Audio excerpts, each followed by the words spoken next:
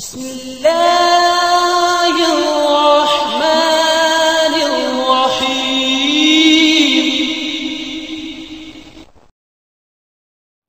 عیوب اور نقائص سے پاکیزہ تمام قسم کی حمد و ثنا اللہ وحدہ لا شریک لہ کے لیے، اور درود و سلام شفیع للمذنبین خاتم النبیین رسول کریم رؤوف الرحیم صلی اللہ علیہ وآلہ وسلم کی ذات اقدس پر۔ میں نے آپ کے سامنے جو آیت کریمہ تلاوت کی ہے یہ سورۃ احزاب کی آیت کریمہ ہے، اور اس کا معنی یہ ہے کہ اللہ تعالیٰ ہی وہ ذات ہے کہ جو تمہارے اوپر اپنی رحمتیں بھیجتا ہے، اور اس کے فرشتے تمہارے لیے دعائیں کرتے ہیں تاکہ تمہیں اندھیروں سے نکال کر روشنی کی طرف لے جائیں۔ اور اللہ تبارک و تعالی اپنے مومن بندوں کے ساتھ انتہائی مہربان ہے۔ گزشتہ خطبات سے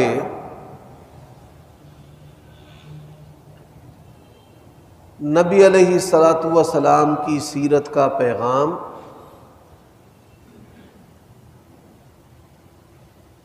اور دین اسلام کی سچائی اور حقانیت کی پہچان مسلمان کے مسلمان پر 6 بنیادی جو حق ہیں وہ آپ سماعت فرما رہے ہیں۔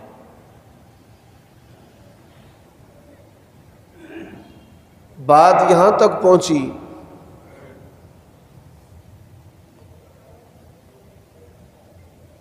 مسلمان کے مسلمان پر جو حقوق ہیں آج ہم نے ان کو پس پش ڈال دیا ہے، بھلا دیا ہے،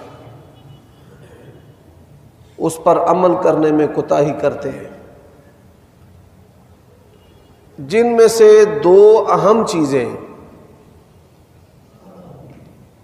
ایک بیمار کی بیمار پرسی کرنا، اور اگر کوئی شخص دنیا سے چلا جائے تو اس کی نماز جنازہ ادا کرنا۔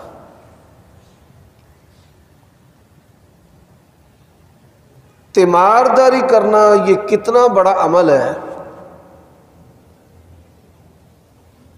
بعض نیکیاں ہوتی ہیں جو معمولی ہوتی ہیں لیکن ان کا اجر و ثواب بہت زیادہ ہے،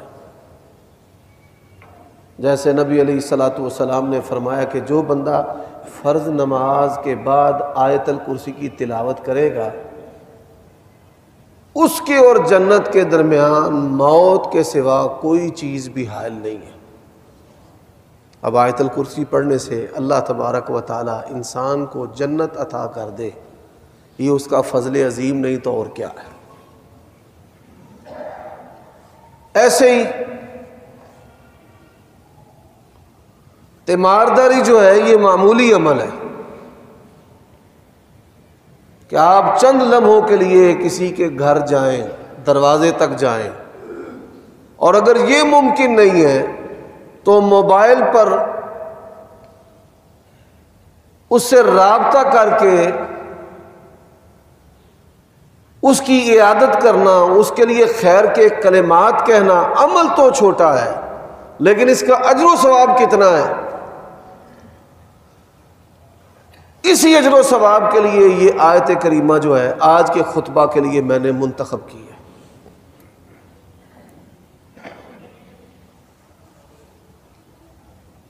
اللہ تبارک و تعالیٰ کی جو پسندیدہ عبادات ہیں ان میں سے ایک عبادت ہے دعا۔ وَقَالَ رَبُّكُمُ ادْعُونِي أَسْتَجِبْ لَكُمْ، تمہارے رب نے کہا ہے کہ مجھ سے مانگو، میں تمہاری دعاؤں کو پورا کرنے والا ہوں۔ إِنَّ الَّذِينَ يَسْتَكْبِرُونَ عَنْ عِبَادَتِي سَيَدْخُلُونَ جَهَنَّمَ دَاخِرِينَ۔ اب جو لوگ اللہ تبارک و تعالیٰ کو پکارنے میں کوتاہی کا شکار ہیں، غفلت اور تکبر کی وجہ سے اللہ فرماتے ہیں میں ان کو ذلیل و رسوا کر کے جہنم میں رسید کروں گا۔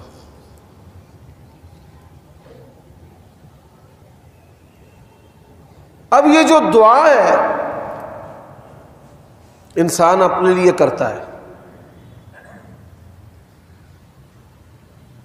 کہ میں اپنے لیے دعا کرتا ہوں، اور دعا کے آداب میں سے یہ ادب بھی ہے کہ جب آپ دعا کریں تو سب سے پہلے اپنی ذات کے لیے کریں اور پھر دوسروں کے لیے کریں۔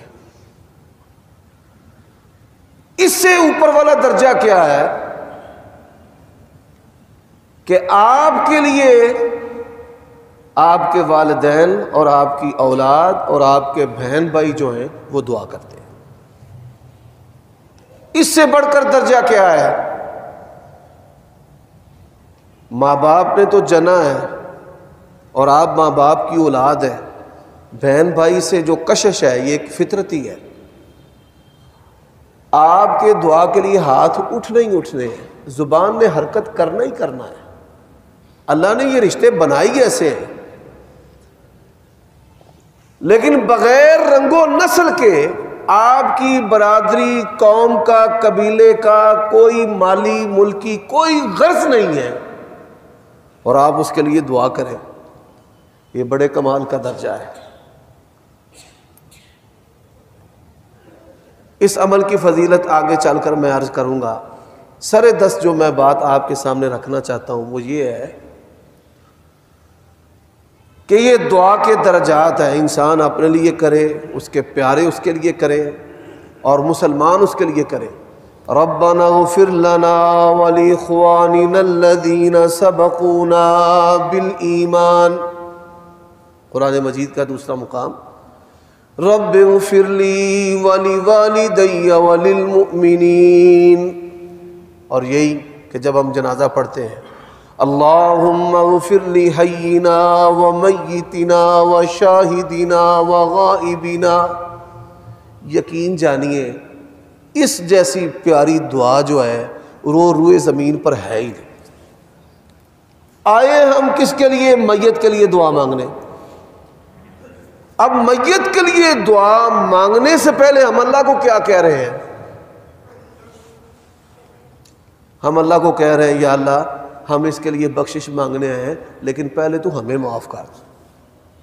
اللہم اغفر لی حینا، اللہ جو ہمارے زندہ ہیں ان کو، ومیتنا جو جا چکے ہیں ان کو، اے اللہ جو چھوٹے ہیں، وکبیرنا وصغیرنا جو بڑے ہیں ان کو بھی، جو چھوٹے ہیں ان کو بھی، جو عورتیں ہیں ان کو بھی۔ اس دعا کے اندر میت کے لیے کوئی خاص دعا ہے ہی نہیں، پوری دعا پڑھ لیں۔ اللہم اغفر لی حینا ومیتنا وشاہدنا وغائبنا وصغیرنا وکبیرنا وذکرنا وانسانا، اللہم من احییتہ منا فاحیہ علی الاسلام ومن توفیتہ منا فتوفہ علی الایمان، یا اللہ جس کو تو ہم میں سے زندہ رکھے اسلام پر، موت دے ایمان پر۔ اللہم لا تحرمنا اجرہ، اللہ اس مصیبت کے اجر سے ہمیں محروم نہ کرنا۔ ولا تفتنا بعدہ، اللہ اس کے جانے کے بعد ہمیں فتنے میں نہ ڈالنا۔ سوال یہ ہے کہ نبی علیہ الصلوۃ والسلام نماز جنازہ میں یہ دعا پڑھتے تھے اور اس دعا میں میت کے لیے تو کوئی کلمہ نہیں ہے۔ اب میت کے لیے معافی مانگنے سے پہلے پوری جماعت اللہ کے سامنے گڑ گڑا رہی ہے یا اللہ ہمیں معاف کر، اور پھر گڑ گڑانے کے بعد کیا کہتے ہیں؟ اللہم اغفر لہ وارحمہ وعافہ واعف عنہ، یا اللہ ہمیں معاف کر اور ہم پر تیری معافی کے بعد اللہ ہم اس بندے کے لیے تجھ سے معافی کے خواستار ہیں۔ یعنی یہ دعا کے درجات ہیں۔ ایسے ہی نیک لوگ جو ہیں وہ آپ کے لیے دعا کریں، یہ چوتھا درجہ ہے۔ نبی علیہ الصلوۃ والسلام کی دو باتیں آپ ذہن میں رکھیں، زندہ لوگوں کے لیے بھی اور فوت شدگان کے لیے بھی۔ زندہ لوگوں کے لیے عمر بن خطاب رضی اللہ تعالیٰ عنہ کے دور میں بارش رک گئی، بارش کا نہ ہونا۔ اب نبی علیہ الصلوۃ والسلام دنیا سے جا چکے ہیں۔ وہ نبی علیہ الصلوۃ والسلام کے چچا عباس رضی اللہ تعالی عنہ ان سے کہنے لگے کہ بارش نہیں ہو رہی، اللہ کے نبی زندہ تھے، ہم نبی علیہ الصلوۃ والسلام سے بارش کا کہتے، اللہ تبارک و تعالی آسمان سے بارش نازل کر دیتا۔ آپ نے گزشتہ خطبات میں حدیث سنی ہے کہ نبی علیہ الصلوۃ والسلام خطبہ دے رہے تھے، ایک بدوی، ایک دیہاتی آیا، اس نے کہا یا رسول اللہ مال مویشی تباہ ہو گیا، آپ بارش کی دعا کریں۔ آپ نے دوران خطبہ ہی بارش کی دعا کی۔ صحابہ کرام کہتے ہیں نبی علیہ السلام نے دعا مانگ کر ابھی ہاتھ نیچے نہیں کیے، اللہ تعالیٰ نے بارش نازل کر دی۔ اس حدیث سے یہ معلوم ہوتا ہے کہ جو لوگ فوت شدگان کے واسطہ اور وسیلے سے دعا کرتے ہیں، اگر یہ درست ہوتا تو عمر بن خطاب رضی اللہ تعالیٰ عنہ حضرت عباس کے پاس نہ جاتے، نبی علیہ الصلوۃ والسلام کا واسطہ وسیلہ دیتے۔ اب اللہ کی شان دیکھیں، حضرت عباس رضی اللہ تعالیٰ عنہ نے بارش کی دعا مانگی، اللہ تبارک و تعالیٰ نے آسمان سے بارش نازل کر دی۔ نیک لوگوں سے دعا کروانا، ان کی دعا کو لینا، یہ بھی ایک کمال کا درجہ ہے، اور یہ چوتھا درجہ ہے۔ اب پانچویں بات، دنیا کا سب سے خوش نصیب شخص وہ ہے کہ جس کے حق میں نبی علیہ الصلوۃ والسلام دعا کر دیں۔ اور آپ صلی اللہ علیہ وآلہ وسلم جب دعا کرتے ہیں تو اللہ تبارک و تعالی آپ صلی اللہ علیہ وآلہ وسلم کی دعا کو انہی لفظوں پر پورا فرما دیتے ہیں۔ آج کے دور میں بھی بعض اعمال ایسے ہیں کہ اگر ہم وہ کریں تو نبی علیہ الصلوۃ والسلام کی دعا جو ہے وہ ہم حاصل کر سکتے ہیں۔ ان اعمال میں سے ایک عمل رسول اللہ صلی اللہ علیہ وآلہ وسلم نے فرمایا، جو بندہ نماز عصر سے پہلے 4 رکعت نفل پڑھتا ہے اللہ تعالیٰ کی اس پر رحمت ہو۔ اب یہ رسول اللہ صلی اللہ علیہ وسلم کے دعائیہ کلمات ہیں۔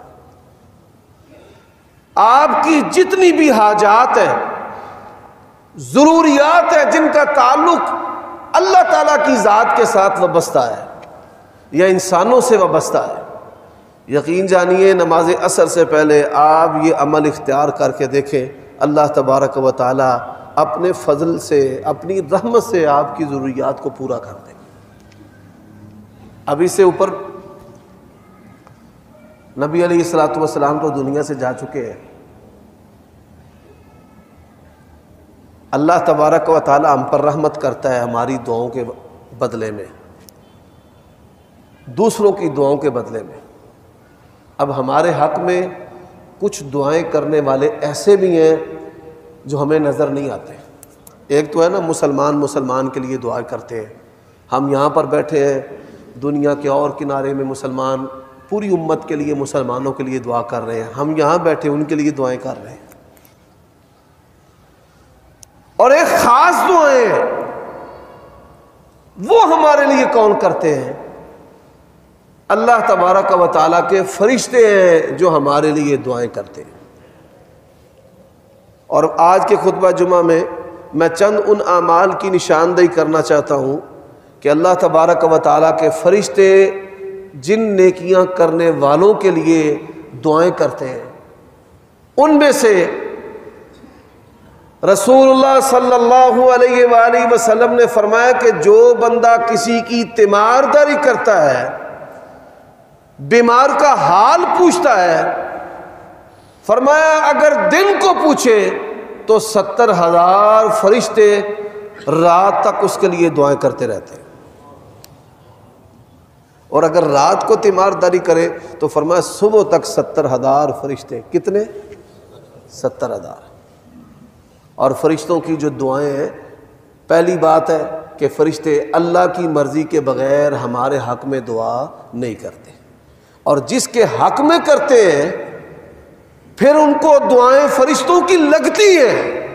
یہی بات اللہ تبارک و تعالیٰ نے قرآن مجید میں کہا ہے لِيُخْرِجَكُم مِّنَ الظُّلُمَاتِ إِلَى النُّورِ۔ مفلسی یہ ظلم ہے، اندھیرا ہے، مال کا نہ ہونا، اولاد کا نہ ہونا یہ بھی اندھیرا ہے،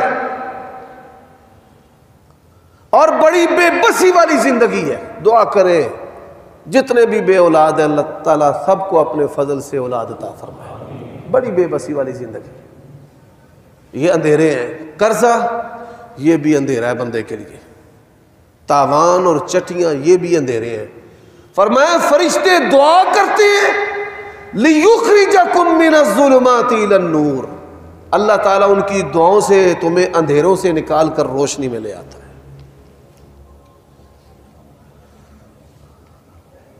اب آئیے، یہ جو موسم ہے سردی کا، یہ فرشتوں کی دعائیں لینے کا موسم ہے، نیک لوگوں کے لیے موسم بہار ہے۔ میرے بھائیوں، نبی علیہ الصلوۃ والسلام کا فرمان ہے ان اللہ وملائکتہ یصلون علی المتصحرین، اللہ تعالیٰ اور اس کے فرشتے وہ روزے دار جو سحری رکھ کر کھا کر روزے رکھتے ہیں، فرمایا اللہ تبارک و تعالیٰ اور اس کے فرشتے ان کے لیے رحمت کی دعائیں کرتے ہیں۔ اب یہ موقع آپ سارا سال بھی حاصل کر سکتے ہیں، اور بالخصوص یہ ٹھنڈے روزے ہیں، اس کو غنیمت سمجھیں۔ روزہ جو ہے وہ ایسی عبادت ہے جس سے انسان کی دعائیں قبول ہوتی ہیں، جس سے اس کا نفس جو ہے وہ قابو میں رہتا ہے، تقویٰ جو ہے اس کی طرف اس کا رجحان ہو جاتا ہے۔ روزہ ایک ایسی عبادت ہے نہ چاہتے ہوئے بھی انسان پر اثرات کو مرتب کرتا ہے یہ روزہ۔ اب روزے کا اجر و ثواب الگ ہے، صرف جو سحری کرتے ہیں روزے کے لیے اٹھ کر سحری کرتے ہیں، فرمایا اللہ تبارک و تعالیٰ اور اس کے فرشتے ایسے لوگوں پر رحمت کی دعائیں کرتے ہیں، اور اللہ تعالیٰ فرشتوں کی دعاؤں سے اپنے ایسے بندوں پر رحمت کرتا ہے۔ اب اس کے ساتھ نبی علیہ الصلوۃ والسلام کے پاس مختلف لوگ آئے، آپ امت کے طبیب تھے۔ ایک بندہ آیا، اس نے کہا یا رسول اللہ مجھے افضل عمل بتائیں، فرمایا والدین کے ساتھ حسن سلوک کرنا۔ ایک آیا، اس نے کہا یا رسول اللہ مجھے افضل عمل بتائیں، آپ نے فرمایا نماز کو اس کے وقت پر ادا کرنا۔ جو کوتاہیاں تھیں ان کوتاہیوں کو نبی علیہ الصلوۃ والسلام نے اپنی تعلیم سے دور کیا ہے۔ اب جو پہلی صف کا اجر و ثواب ہے، رسول اللہ صلی اللہ علیہ وسلم نے فرمایا کہ اگر تمہیں پتہ چل جائے نا کہ پہلی صف اور اذان دینے میں کتنا اجر و ثواب ہے، تم اس کے لیے ضرور بھی ضرور آؤ، خواہ تمہیں گھٹنوں کے بل آنا پڑے، یعنی انتہائی مشقت اٹھا کر بھی پہلی صف میں تمہیں کھڑا ہونا پڑے، اذان دینی پڑے، اقامت کے وقت آپ اقامت کہیں۔ فرمایا یہ اتنا اجر و ثواب کا عمل ہے، اگر تمہیں پتہ چل جائے نا کہ اس میں اللہ کی کتنی رضا ہے۔ اب وہ رضا کیا ہے؟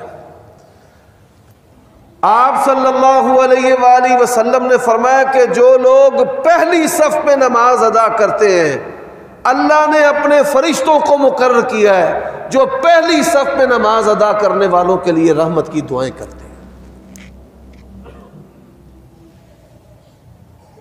ہمارا رب ہمارے اوپر مہربان ہے، لیکن اللہ کے لیے یہ جو آپ کا نفس ہے جس کو آپ نے بے لگام چھوڑا ہے، اور وہ رب کی سرکشیوں پر اتنا باغی ہو چکا ہے کہ آپ کی طبیعت جو ہے وہ نیکیوں پہ ٹھہرتی نہیں ہے، آپ کی طبیعت جو ہے وہ آپ کو پکا نمازی نہیں بننے دیتی۔ اللہ کے لیے اس پر غور کریں، اور اسی چیز کو اللہ تعالیٰ نے قرآن مجید میں فرمایا ہے یا ایھا المزمل قم اللیل الا قلیلا نصفہ او انقص منہ قلیلا او زد علیہ ورتل القرآن ترتیلا انا سنلقی علیک قولا ثقیلا ان ناشئۃ اللیل ہی اشد وطئا واقوم قیلا۔ دنیا کے اندر یہ نظام ہے کہ ضرورت مند جس سے ضرورت ہوتی ہے اس کے دروازے پر جاتا ہے۔ تمہارا رب تمہارے ساتھ کتنا مہربان ہے، وہ خود تیرے دروازے پر آتا ہے۔ حل من سائل، آسمان دنیا پر آ کر کہتا ہے ہاں جی کوئی ضرورت ہے، کوئی گناہوں کی معافی مانگنے والا، کوئی شفا مانگنے والا۔ ہسپتالوں کے ہسپتال اور گھروں کے گھر بیماروں سے بھرے پڑے ہیں، اور ہمارا اپنے نبی پر اور ان کی سچائی پر کتنا یقین ہے۔ شیطان اتنا خناس ہے، اس نے وہ یقین بھی نہیں رہنے دیا۔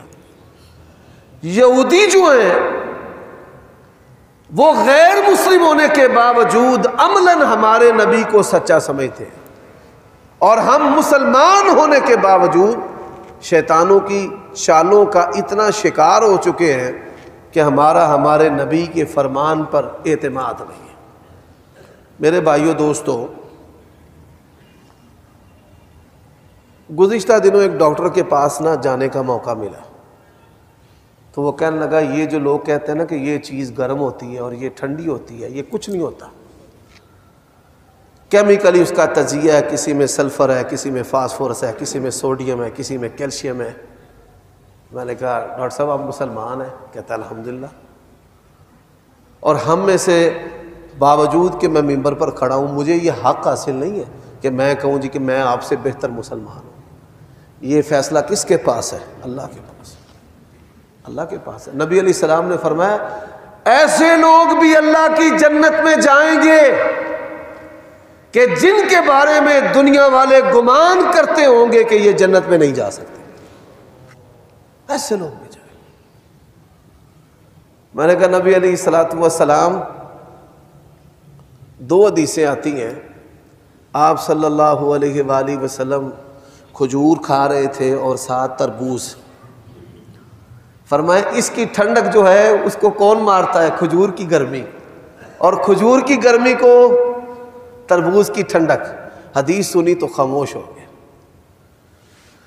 پوری دنیا کے ڈاکٹر جمع کر لیں، نبی علیہ السلام کے فرامین اور رشد و ہدایت اور اسوہ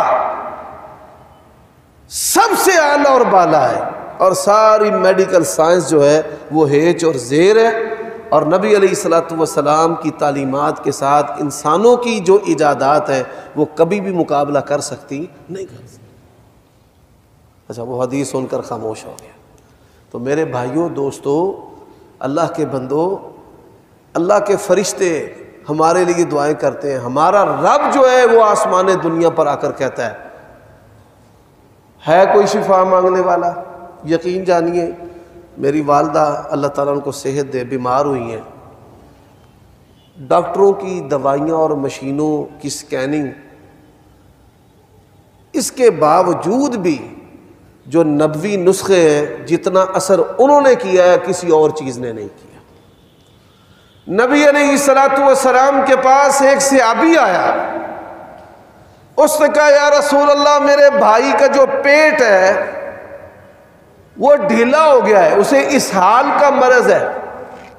فرمایا اس کو شہد پلا، شہد پلایا، پھر آ گیا، کہتا ہے یا رسول اللہ وہ اور ڈھیلا ہو گیا ہے، یعنی اور مرض بڑھ گیا ہے۔ فرمایا شہد پلا، اس نے شہد پلایا، پھر آ گیا، کہتا ہے یا رسول اللہ صلی اللہ علیہ وسلم مرض اور شدت اختیار کر گئی ہے۔ فرمایا صدق اللہ وکذب بطن اخیک، رب سچا ہے، تیرے بھائی کا پیٹ جو ہے وہ جھوٹا ہے، جا جا کے شہد پلا۔ اس نے شہد پلایا تو پھر آیا، کہتا ہے یا رسول اللہ اللہ تعالیٰ نے تو اس کو شفا دے دی۔ آج ہمارا اتنا اعتماد نہیں ہے، ایمان کی کمزوری کا شکار ہے۔ یہ گزشتہ دنوں کرسمس گزری ہے، کرسمس ٹری، یہودی جو ہیں وہ عیسائی اپنے تہوار جب مناتے ہیں تو وہ اپنے تہواروں پر بعض چیزوں کو بطور مذہبی سلوگن علامت کے استعمال کرتے ہیں، جس میں صلیب بھی ہے، درخت بھی ہے۔ ایسے ہی پوری دنیا میں جہاں بھی یہودی آباد ہیں وہاں پہ ایک جیوش ٹری اس کو کہتے ہیں۔ آپ سوشل میڈیا استعمال کرتے ہیں تو آپ جب اس کو گوگل پر سرچ کریں گے تو یہ درخت آپ کے سامنے آ جائے گا، یہودی درخت کے نام سے اس کو پہچانا جاتا ہے کہ یہ یہودی درخت ہے۔ ان کے مذہب اور دین کے اندر اس درخت کے بارے میں کوئی بھی معلومات نہیں ہے سرے سے، لیکن جہاں بھی یہودی آباد ہے وہ یہ درخت ضرور لگاتا ہے۔ جہاں بھی وہ جاپان رہتا ہو ادھر بھی، امریکہ رہتا ہو ادھر بھی، اسرائیل میں رہتا ہو تو ادھر بھی، حالانکہ ان کے مذہب کے اندر یہ چیز موجود نہیں ہے، یہ چیز اسلام کے اندر موجود ہے۔ آپ یہ سن کر حیران ہوں گے کہ ایک چیز اسلام کے اندر ہے وہ یہودیوں نے کیوں اختیار کی ہوئی ہے۔ آپ ذرا سوچئے ایک لمحہ کے لیے کہ کیا آپ صلیب کو استعمال کریں گے اپنے لیے، اپنے گلے میں ڈال لیں، اپنے لباس پہ لگا لیں؟ کیوں بھائی؟ نہیں، ہم کہتے ہیں یہ ذلت و لعنت ہے جس کے بارے میں ہمارے رب نے کہا ہے وَمَا صَلَبُوهُ، حضرت عیسیٰ کو کسی نے سولی نہیں دی۔ ہم اس کو اختیار نہیں کریں گے، لیکن اسلام کی ایک چیز ہے جس کو ہر یہودی نے پکا پکڑا ہوا ہے ایسے۔ اللہ جانتا ہے اسلام کی سچائی، اس سچائی کے لیے سب سے بڑی دلیل بات اسلام کی ہے، بات ہمارے نبی کی ہے، اور ہر یہودی کا اس پر عمل ہے۔ کون سی بات ہے؟ نبی علیہ الصلوۃ والسلام نے فرمایا قیامت کی نشانیوں کو بیان کرتے ہوئے کہ ایک وقت آئے گا مسلمان جو ہیں ان خبثاء خبیث یہودیوں کو قتل کر دیں گے۔ اب دیکھیں یہ خبیث یہودی کیوں ہیں؟ تعداد میں تھوڑے ہونے کے باوجود مینجمنٹ کے ذریعہ انہوں نے پوری دنیا کو اپنے کنٹرول میں کیا ہے۔ اسلام دین انتظام ہے، اسلام وہ دین ہے کہ جس نے گھڑی کی سوئیوں کو قرآن بنا کر رسول اللہ پر نازل کیا ہے۔ اسلام کے علاوہ دنیا کے کسی مذہب کا حصہ بطور آیات کے وقت کو اللہ تعالیٰ نے قرآن مجید کی آیات بنا کر یسألونک عن الأحلہ، لیکن اس کے باوجود ہمیں وقت کی قدر نہیں ہے۔ ہماری تمام عبادات کا تعلق جو ہے وہ کس کے ساتھ ہے؟ بولیے بھائی، وقت۔ پانچوں نمازوں کا تعلق وقت کے ساتھ ہے۔ اس میں تو بات منٹوں کی ہے، روزہ سیکنڈز میں ہم نے اس کو افطار کرنا ہوتا ہے۔ نبی علیہ الصلوۃ والسلام نے لوگوں کو نافرمان اور گناہگار قرار دیا ہے جو روزہ کھولنے میں تاخیر کا شکار ہے، یعنی وہ لوگ اچھے ہیں تب تک خیر پر ہیں جب تک وہ روزے کو جلد افطار کریں۔ ایسے ہی حج کا تعلق جو ہے وہ عرفہ کے دن کے ساتھ ہے، نہ ایک دن وہ آگے ہو سکتا ہے نہ ایک دن وہ پیچھے ہو سکتا ہے۔ حضرات ایسے ہی زکوٰۃ کا تعلق بھی سال گزرنے کے ساتھ ہے، لیکن غور کیجئے کہ یہ وہ دین ہے کہ جس کی ہر چیز ٹائم کے ساتھ کنٹرولڈ ہے، اور ہمارا جو معاشرہ ہے، ہمارا جو نظام زندگی ہے، ہماری خوشیاں اور غمیاں ہیں، ہمارے نکاح اور جو جنازے ہیں، کیا وہ وقت کی پابندی اختیار کرتے ہیں؟ نہیں اختیار کرتے۔ اچھا وہ چیز کون سی ہے؟ رسول اللہ صلی اللہ علیہ وسلم نے فرمایا ہے کہ ان خبثاء کو میری امت کے لوگ مسلمان قتل کریں گے۔ اب دیکھیں مینجمنٹ کی بات میں کر رہا تھا، ورلڈ بینک کے ذریعے انہوں نے پوری دنیا کو کنٹرول میں کر لیا ہے، پیپر کرنسی کے ذریعہ انہوں نے پوری دنیا کو کنٹرول میں کر لیا ہے، اسی طرح انہوں نے الیکٹرانک میڈیا کے ذریعہ پوری دنیا کو کنٹرول کر لیا ہے۔ بالکل اسی طرح مصنوعات، یہ جتنی بھی ملٹی نیشنل کمپنیاں سب، بلکہ سب یہود و نصارہ کی ہیں، کوئی مسلمان اس کا مالک نہیں ہے۔ کمپنی آتی ہے، تشہیر ہوتی ہے، پھر مقامی جو چیزیں ہیں کہ بھینسیں نکال دو جی، شہر سے باہر نکال دو، حالانکہ اللہ تبارک و تعالیٰ نے ان چیزوں کے ساتھ بھی ہماری بڑی خیر وابستہ رکھی ہے. غریب کا چولہا اس کے ساتھ وابستہ ہے. کئی بیماریاں ان کے ساتھ ختم ہوتی ہیں. یہ جتنا کلین کلیئر کی بات کرتے ہیں، آپ دیکھیں کہ شہر میں سب سے زیادہ جو کرونا وائرس کی تباہی آئی ہے وہ ٹاؤنوں کے اندر آئی ہے، غریب محلوں میں نہیں آئی. یہ وردہ ٹاؤن اور یہ سٹی ہاؤسنگ اور یہ کنال ویو اور یہ فلاں، اور یہ جو ڈینگی مچھر ہے جو کچھ ہی دیر میں بندے کو ہلاک کر کے رکھ دیتا ہے، یہ صاف پانی کا مچھر ہے. کیا کہتے ہیں جی؟ صاف پانی کسی جگہ پہ کھڑا نہیں آپ نے ہونے دینا. یہ اللہ کی شان ہے کہ انسان جتنا اپنے آپ کو بناوٹی طور پہ، لوگ اسلامی صفائی نہیں اختیار کرتے، بغلوں میں بڑے بڑے بال ہیں تو ہیں، کوئی پرواہ نہیں ہے، لیکن ظاہر لش پش ہونا چاہیے. جو اللہ رسول نے ہمیں صفائی بتائی ہے، زیر ناف زیر بغل بال اتارنے ہیں، مسواک کرنی ہے، ادھر نہیں. تو یہودی کیا کرتے ہیں؟ مصنوعات لے کر آتے ہیں، اور پھر جو خالص چیزیں ہیں، اللہ تعالیٰ کی بنائی ہوئی چیزیں ہیں، ان چیزوں سے مسلمانوں کو، انسانوں کو دور کرتے ہیں. اس کے ذریعہ بھی انہوں نے دنیا کو اپنے قبضے میں کیا ہوا ہے. جو قوم بھی مینجمنٹ کو بہترین طریقے سے اختیار کرے گی، اللہ تعالیٰ کی یہ سنت ہے، اللہ کی یہ سنتیں تبدیل نہیں ہوتی. لن تجد لسنت اللہ تبدیلا. اللہ تبارک و تعالیٰ اس کو فوقیت عطا کرے گا. میرے بھائیوں، ایسے ہی جو بات میں آپ کے گوش گزار کرنا چاہتا ہوں، اللہ کے نبی علیہ السلام نے فرمایا ہے کہ امت مسلمہ ان یہودیوں کو قتل کرے گی. یہ جو کرونا کی وبا ہے نا، پریشان نہ ہو. نبی علیہ السلام نے فرمایا اللہ میری امت ساری کی ساری فنا نہ ہو جائے، کہ وبا آئے اور یہ ملیہ میٹ ہو جائے. فرمایا آپ کی دعا ہم نے قبول کر لی ہے، امت نہیں ختم ہوگی. یا اللہ میری امت ساری کی ساری کہ ان کا دشمن ان پر غالب آ جائے اور سب کو غلام بنا لے، جیسے بنی اسرائیل کو فرعون نے غلام بنایا تھا. فرمایا ایسے ہی ہوگا، آپ کی امت کو من حیث القوم اور امت کوئی بھی غلام نہیں بنا سکے. میرے بھائیوں دوستو، نبی علیہ السلام نے فرمایا کہ یہودی جو ہے نا چھپیں گے اور کوئی بھی چیز ان کو پناہ نہیں دے گی، درخت کے پیچھے چھپیں گے.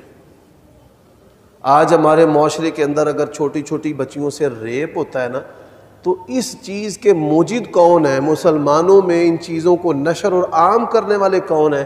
یہی خبثاء ہے، یہ خبیث لوگ ہیں. تو آپ صلی اللہ علیہ وسلم نے فرمایا اگر کسی پتھر کے پیچھے بھی یہودی چھپے گا نا، تو پتھر بول کر کہے گا مسلمان کو یہ میرے پیچھے یہودی چھپا ہوا ہے، اس کو قتل کرتے. ایک چیز ہے جو یہودیوں کو پناہ دے گی، غرقت، غین را اور قاف نقطوں والا.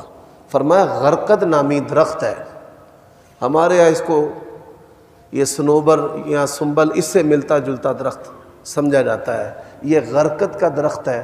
فرمایا کہ جو اس کے پیچھے چھپے گا نا یہودی، یہ درخت اس کو چھپا لے گا، پناہ دے گا. اب یہ بات ہمارے نبی کی ہے صلی اللہ علیہ وآلہ وسلم، ہمارے پیارے نبی کی بات، اسلام کی ہے بات، پیارے نبی کی ہے. اور عمل کس کا ہے؟ سارے یہودیوں کا، سب یہودیوں کا عمل ہے. تو اللہ کے بندو، ہمارے نبی نے ہمیں ایسے اعمال بتائے کہ جن اعمال کے کرنے سے آپ اللہ تعالیٰ کا قرب حاصل کر سکتے ہیں، رحمت حاصل کر سکتے ہیں، فرشتوں کی دعائیں حاصل کر سکتے ہیں. ان اعمال میں سے ایک بڑا عمل مسلمان کا مسلمان پر جو بنیادی حق ہے کہ جب وہ بیمار ہو اس کی تیمارداری کرنا. رسول اللہ صلی اللہ علیہ وسلم نے ایسا عمل اس کو قرار دیا ہے کہ جس کے کرنے والے کے لیے فرشتے اللہ تعالیٰ سے رحمت کی دعائیں مانگتے ہیں.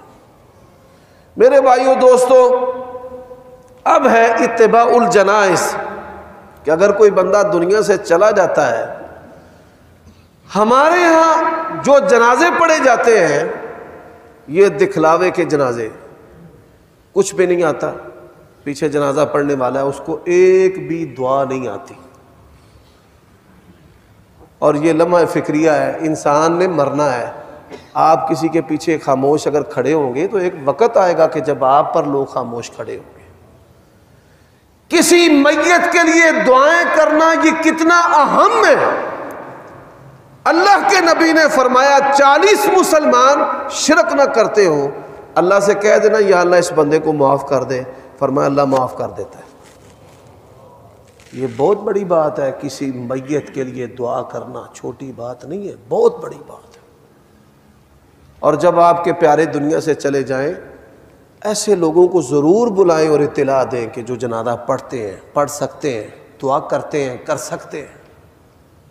میرے بھائیو دوستو، 40 افراد، فرمایا 40 افراد جو اللہ کے ساتھ شرک نہ کرتے ہوں اور جو جنازہ پڑھتے ہیں،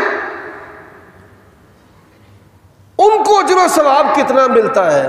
فرمایا جو بندہ مسلمان آدمی کا جنازہ پڑھتا ہے، ایک قرات اس کو ثواب ملتا ہے. ایک قرات سے مراد فرمایا احد پہاڑ کے برابر اللہ تعالیٰ اس کو اجر و ثواب عطا کرتے ہیں. اور اگر قبر پر جا کر دعا کرے، ہمارے ہاں لوگوں نے جنازوں کو بھی ایک تجارتی عمل بنا لیا. اگر کوئی مالدار بندہ فوت ہو جائے تو صفحے توڑ کر دعا، قبرستان جاتے دعا، پھر نکلتے دعا، پھر 500 قدموں پہ دعا، پھر 1000 قدموں پہ دعا، پھر محلے میں داخل ہوتے دعا. یہ کیا ہے؟ نبی علیہ الصلوۃ والسلام نے آپ نے ہمیں جو تعلیم دی ہے کہ جنازہ پڑھنا ہے اور جنازہ پڑھنے کے بعد اس کی قبر پر دعا. یہ دعائیں کیسی اور کتنی؟ عوف بن مالک رضی اللہ تعالیٰ عنہ کہتے ہیں ایک صحابی فوت ہو گئے، اللہ کے نبی نے ان پر ایسی دعائیں پڑھی، میرے دل کے اندر یہ خواہش پیدا ہوئی کہ کاش یہ میت میری ہوتی اور اللہ کے نبی مجھ پر دعائیں پڑھ دیتے. ہمارے ہاں جتنی بے توقیری مسلمان کے جنازے کی ہوتی ہے، اللہ جانتا ہے کسی بھی چیز کی اتنی بے توقیری نہیں ہوتی. آپ کبھی غور کر لیں، نکاح لمبا، پتہ نہیں کیا کیا پڑھتے جائیں گے، دعائیں بڑی بڑی پڑھتے جائیں گے، اور جب مر جاتا ہے وہی جس کا نکاح پڑھا تھا تو پھر ایسے اس کا جھٹکا کرتے ہیں. شاید غیر مسلم بھی جانور کا اس طرح جھٹکا نہ کرتا ہو جس طرح یہاں پہ مولوی مسلمان میت کا جھٹکا کر دیتے. صحابہ کرام کہتے اللہ کے نبی قبر پر کھڑے ہو کر اتنی دیر دعائیں کرتے کہ جتنی دیر ہم اونٹ کو نہر کر کے گوشت تقسیم کرنے میں لگاتے تھے. یعنی خوب کھڑے ہوتے اور اس کے لیے دعائیں کرتے. ایک صحابی سعد رضی اللہ تعالیٰ عنہ، اللہ کے نبی ان کو قبر میں اتارنے لگے تو آپ نے اونچی آواز سے کہا سبحان اللہ سبحان اللہ. صحابہ نے کہا یا رسول اللہ کیا ہوا ہے؟ فرمایا اس کی قبر نے اس کو دبا لیا ہے. میں نے پھر اللہ کی تسبیح کی ہے، اللہ سے بخشش مانگی ہے. فرمایا پھر اللہ نے اس کی قبر کو اس پر کشادہ کر دیا. میرے بھائیوں، یہ قبر بڑی بے لحاظ گاٹی ہے. یہ خوبیاں اپنے اندر پیدا کرو. ہم نے مرنا ہے، اللہ کی بارگاہ میں پیش ہونا ہے، اور جتنی بے بسی میت کی ہوتی ہے اتنی بے بسی اللہ تعالیٰ محفوظ فرمائے کسی بھی چیز کی نہیں. یہ خوبیاں اپنے اندر شامل کریں، ان کو اختیار کریں. خود بھی اپنی اولادوں کو بھی جنازے پر جاتے ہیں ساتھ اپنے بچوں کو لے کر جائیں تاکہ ان کو پتہ چلے کہ فوت ہو جائے تو جنازے پر بھی جانا ہے. فی زمانہ کرونا کی وبا میں ہم نے دیکھا ہے بڑے بڑے علماء اور بڑے بڑے شرفاء کے جنازے جو ہیں وہ اس بے رخی اور بے رحمی کا اور غفلت کا شکار ہو گئے ہیں. آپ آئیں سنت کی طرف اور پرانی اس روش کی طرف کہ جب کوئی مسلمان دنیا سے چلا جائے تو ہم نے کیا کرنا؟ اس کا جنازہ پڑھنا ہے، اس کے لیے بخشش کی دعا کرنی ہے. اللہ تعالیٰ سے دعا ہے اللہ تعالیٰ مجھے اور آپ کو عمل کرنے کی توفیق عطا فرمائے. انہی الفاظ پر میں اکتفا کرتا ہوں. وقولوا قولی ھذا